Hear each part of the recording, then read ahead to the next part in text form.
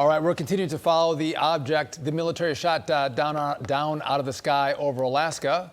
Here now is Pete Hegseth, resident patriot and legal and military expert. Whatever you need me to be. Welcome to the show. Welcome to the bottom line, Pete. Thanks for being here. Hey, congratulations. Fantastic show, both of you. So, listen, it seems like we are in this pre-9/11 malaise of not understanding the threats that the country faces, where the Chinese can fly a spy balloon over the country. We have the second object. We don't know what it is.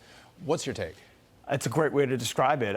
You have too many people in permanent Washington invested in whatever foreign policy narrative they had of our relationship with China, cooperation, interdependence, all the buzzwords you hear at think tanks and the Council on Foreign Relations.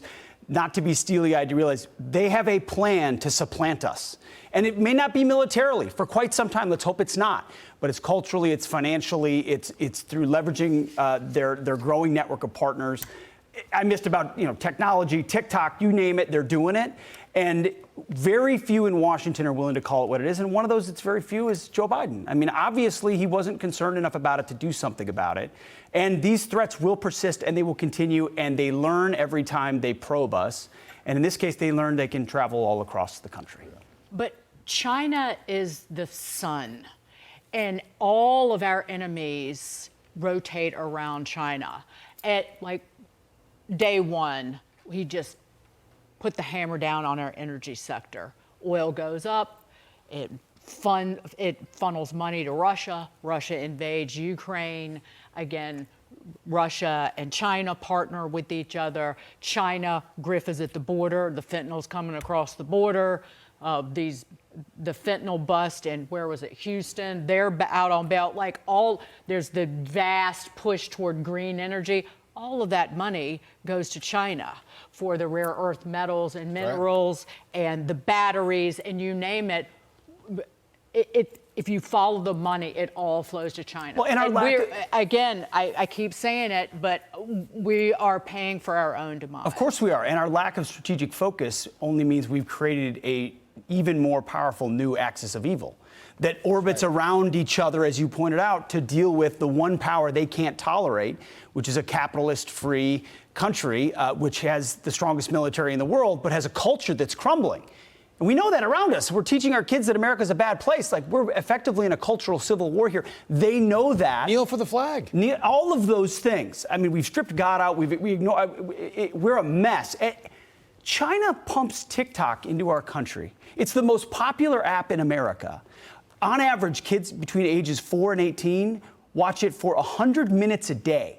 And the content our kids are able to watch is banned in China because they know how toxic that content is for young people. Not only are they physically poisoning our kids, they're mentally poisoning our kids.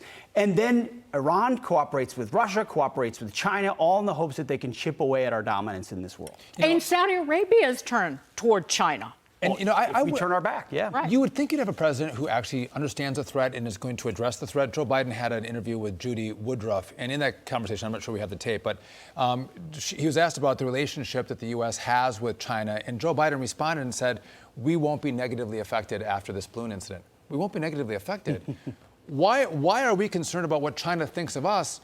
Why isn't China concerned about what we think of them spying on our country? This guy's got it all wrong. He cares about China, not about the American people. No doubt. And Beijing looks at what happened in Afghanistan. They look at the war that we were supposed to prevent in Ukraine and the operational strength of Vladimir Putin, and they calculate accordingly. I also, I get the opportunity to host with your wife on the weekends on Fox and Friends, and she talks about the compromised nature of Joe Biden, and she's right. All the time. All the time. But she's when you add it up, you recognize the fact that he's been in bed in business and other dealings for quite some time, which does hold back your ability to do what someone like Donald Trump would do.